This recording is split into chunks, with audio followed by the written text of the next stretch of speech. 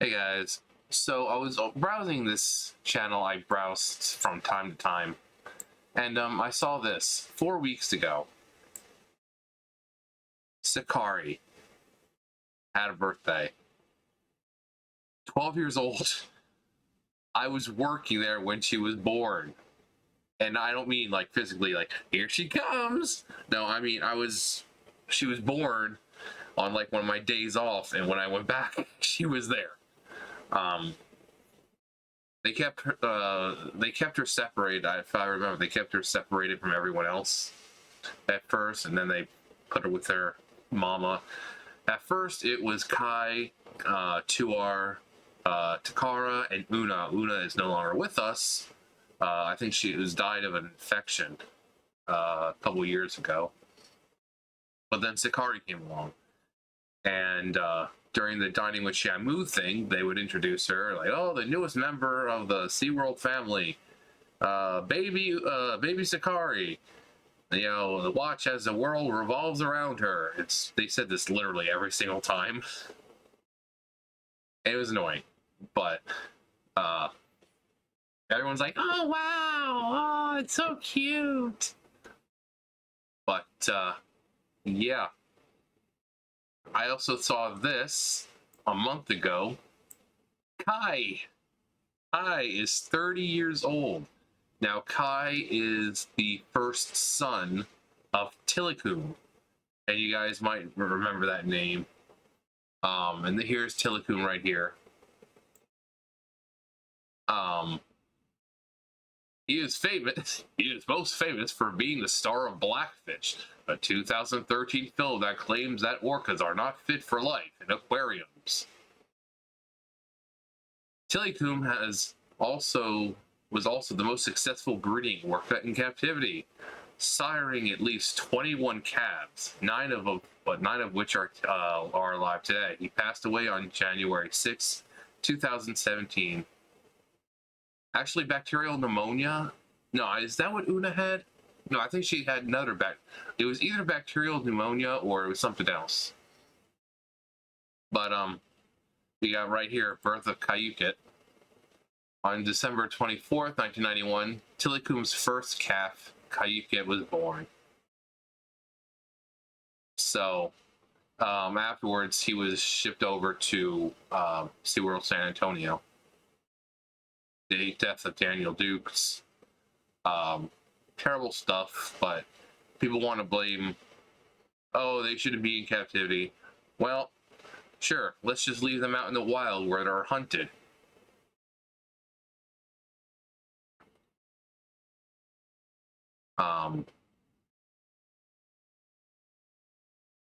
But that's Tilikum. But yeah, Kai. Kai!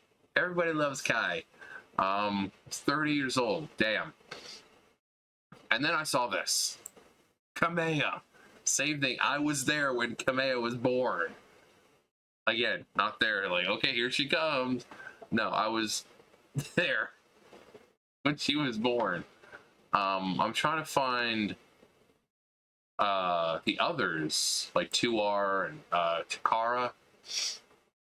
Takara being the mama. Kind Tuar. I mean, mentions Tuar. Sakari Soaks. Yeah, I was clicking. Like I said, I every once in a while I come back to this channel because they pretty much San Antonio, San Diego, and Orlando. They go to like all of the SeaWorld and document the shows.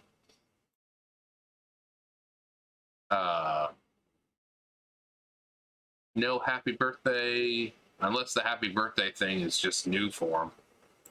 Kind Tuar. But who's 33? Tuar gets lots of love from trainers. Yeah, Kai's a big boy. I mean, you can see right there. He's a big boy. Kai and Tuar being the males, and Sakari, Takara, and Kamea being the females, obviously. I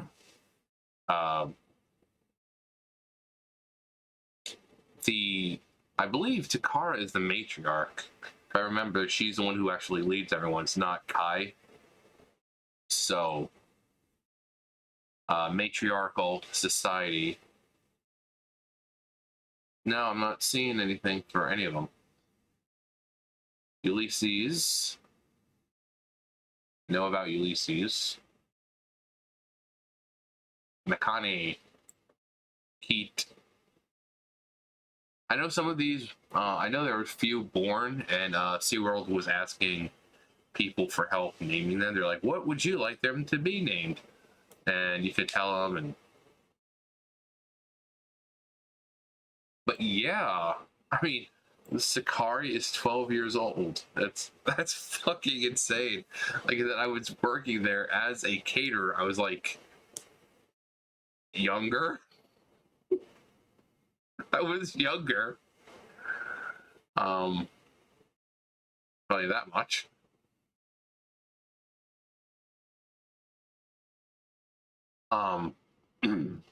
Yeah, it's just crazy to think that she's that old already. And Kamea still is just as, I'm not gonna say just as small, but she does look pretty small compared to everyone else still. I mean, she's growing, obviously, but I actually miss, if it wasn't for the fucking heat all the time, SeaWorld wasn't that bad, but it was Texas and it was hot all the time.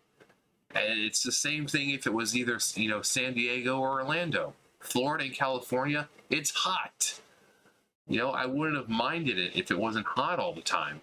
You know, if we didn't have to do tuxedo events in 100-degree weather, I wouldn't have minded it. You know, if it was cold out and we were setting up, you know, working 17 hours, I wouldn't have minded that. But it was fucking hot.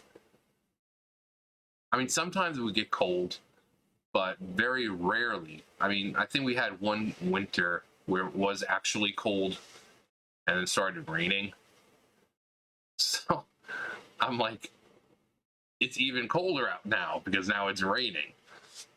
But yeah, it wasn't so bad. You know, even working at the stadiums, it wasn't bad apart from the heat. I mean, I think if it was colder out, even the people would have been easier to deal with.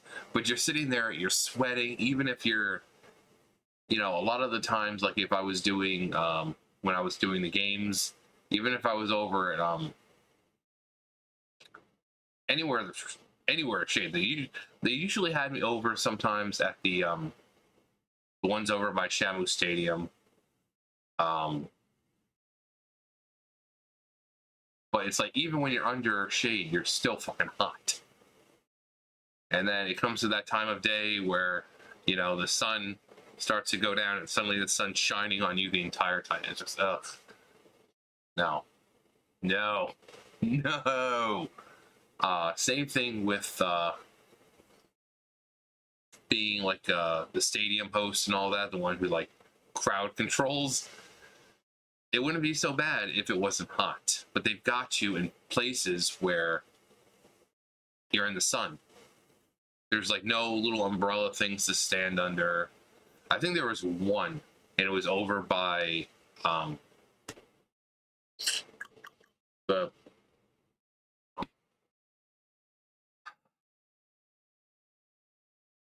fucking A, man. Fucking A. The strollers, like where you park those, there's one over there. But pretty much all the other places, you pretty much had to stand out in the sun.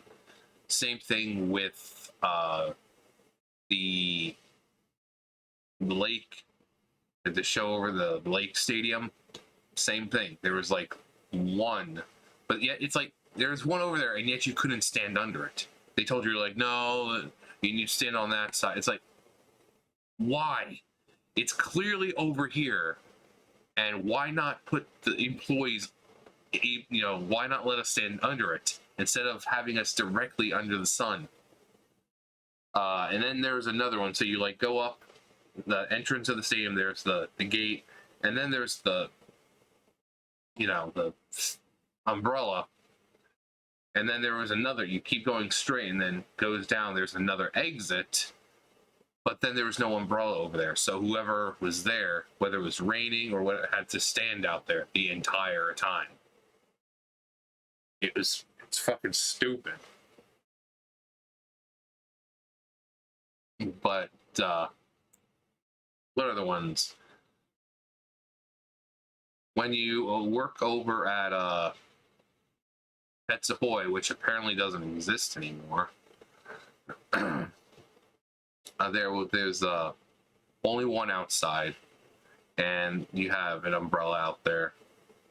Pets Ahoy really isn't that bad because you've got the restaurant right there, and then you've got, when they open the door, you can kind of feel the nice cool breeze of the air conditioning inside, and you don't stand out there the entire time. Once the show starts, you come in. So it's not that bad over there. Then there's the Sea Lion Stadium, which that whole area is shaded. So again, it doesn't really matter. Even outside, like where they have you standing, even if there's no umbrellas, there's enough trees there that pretty much the entire area is shaded pretty much most of the time.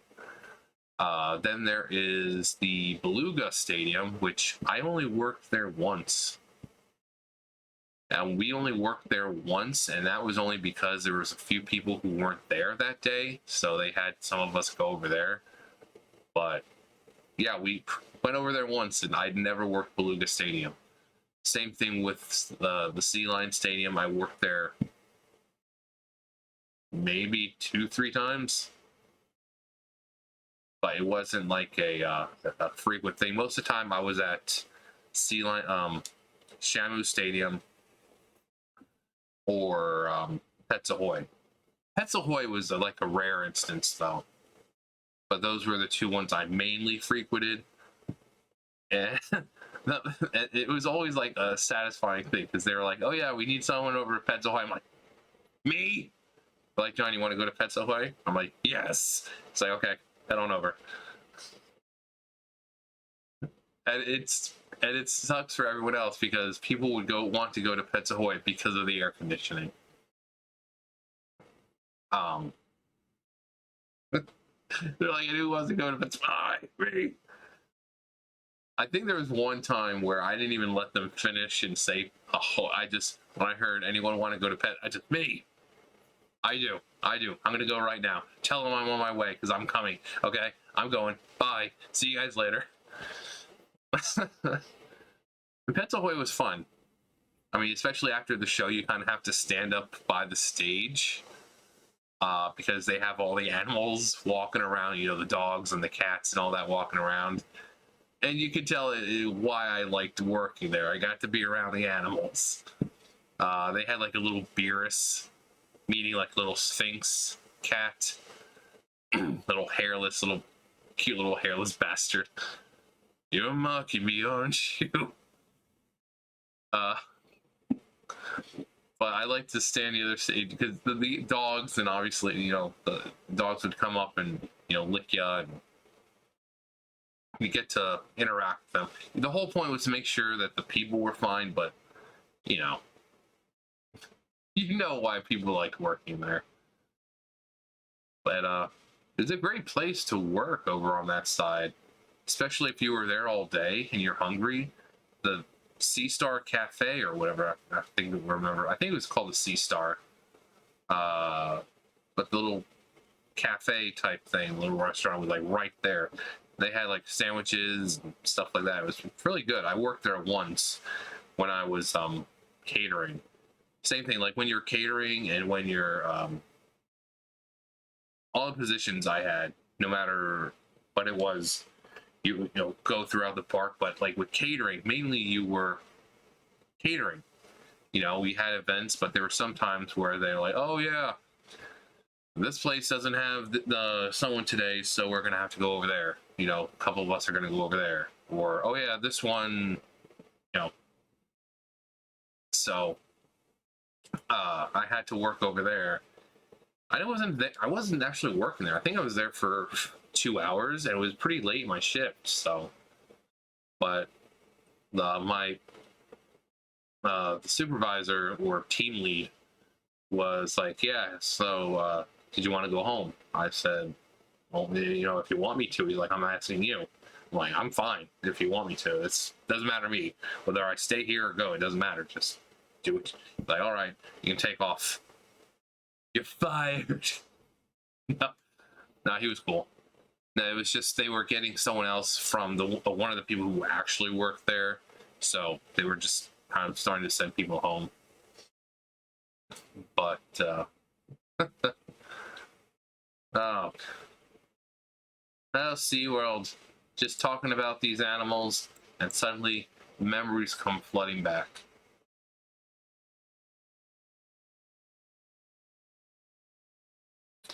Memories.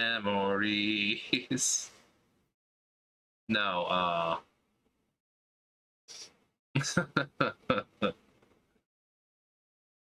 and then there was the time I dropped the ribs. I didn't drop them. So it was the Valentine's Day event, and we had the Valentine's Day event in the aquarium. So you go into the aquarium, they had like all the tables. For such a small place, those tables took forever to fucking put up, and even longer to take down. But it was in the aquarium, and they had the food in the back, so you would have to like go through the door, and then there was the food in the back. But the ribs, someone didn't put the ribs on proper, like in the, you had the hot box, right? And they were in pans, they were like this deep. And someone didn't put them on right, because you could see that it was like hanging off. And all I did was lightly touch it when I was grabbing it, and the thing just fucking fell. I didn't even get a chance to pick the damn thing up, and it's just boom, boom. And I'm trying to tell them, like, I didn't even get a chance to actually pick it up. I just touched it and it fell. Because the way you put it in, because they got the pan, and then there's the sides where you put them on, and there's, it'll hold it. But these weren't in right. So, like I said, I like barely touch it, and it just boom, boom, boom, boom. And I'm like,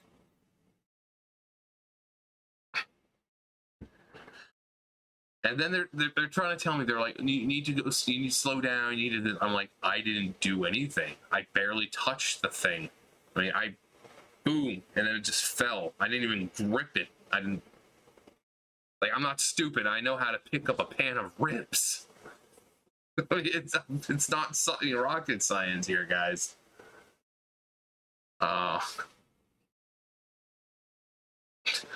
You need to slow down. It's like, I am slowing down. It's like, what do you expect me? I'm not running around like Sonic here. I'm not like, ah. No, I'm going slow, but as fast as I need to. Like, well, we don't want any more acts. Like, that wasn't me. It's like, as soon as you open the hot box, you could have seen that the thing was pretty much hanging off there, and the slightest touch was going to tip it off anyway. It just happened to be me that set it off. It would have happened to anyone else had they touched it. But no, it was me. It's me.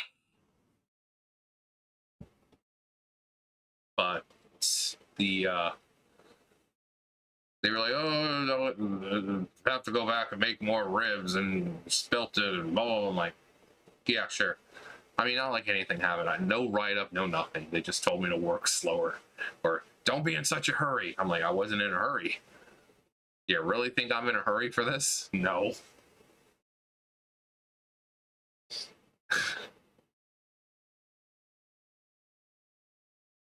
Then most of the events would consist of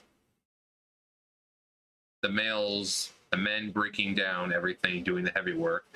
And wouldn't you know, the women were in the kitchen.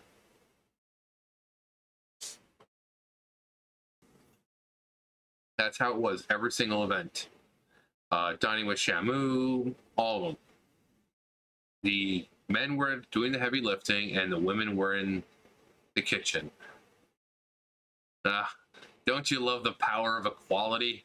Women fighting for equal rights, and they still choose to be in the kitchen? Because they did. They didn't want to go do the heavy work. They didn't want to do the heavy lifting. They didn't want to be outside in the sun breaking stuff down. No, they chose to be in the kitchen. Away, hooray for women's rights. Hooray for women's equality. No, and it was stupid because even after the men had finished and broken everything down and swept and cleaned up, we had to wait for the women before we could leave. So if they're doing dishes and the men get done with everything, it's like at night, because sometimes we wouldn't leave till 2 a.m. And that's because we were waiting for the fucking women to finish up. So even if the men were done at, say, 10, 11, we had to wait for them because there was a shitload of freaking dishes. But it's like, they're the ones cleaning them and there's no more room for anyone else to clean. You know, why can't we just leave? If we're done, let us leave. But it's like, no, you gotta wait for the lady. They're like, but why? Actually,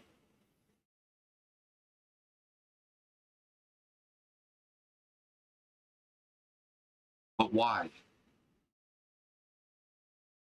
John, you have a mask? Yeah, I have to wear one on the stupid bus.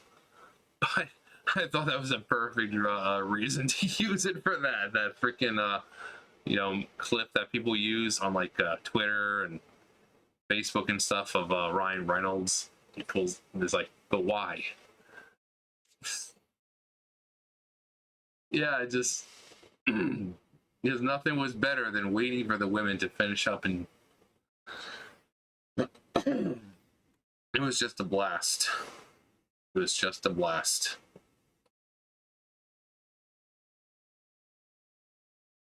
It wasn't a blast, guys. It wasn't.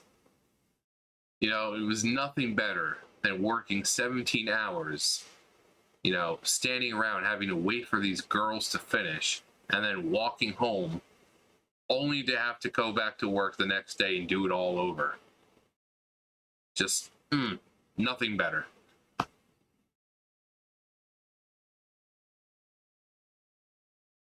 Nothing better. And that's all I can think of for right now.